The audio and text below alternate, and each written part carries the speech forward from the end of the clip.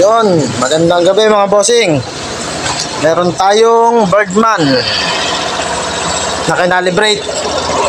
Issue niya ay nagda-drop idle. Nakalibrate ko na to, hindi ko na videohan kanina nung drop idle siya, pero na-videohan ko siya ngayong ano na, yung okay na siya.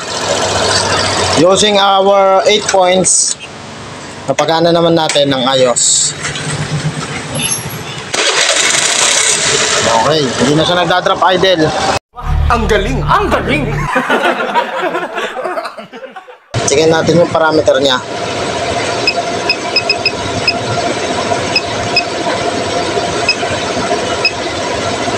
Yan, medyo matagal nga lang yan guys. Tayin-tayin lang natin.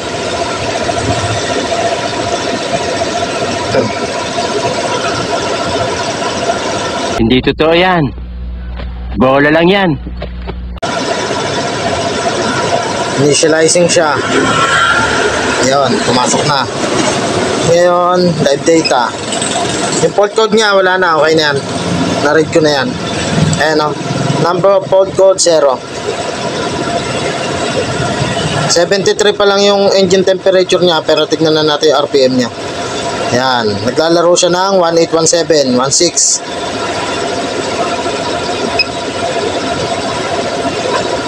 Short term niya 1 point something naglalaro, 2 point something yan. Long term ay 0.8. Yon, wala na tayo nakikitang problema dito sa kinalibrate natin na Suzuki Birdman. Yun lang. What's up guys? J-Diag lang, saka lang. Yo Prince is in the house.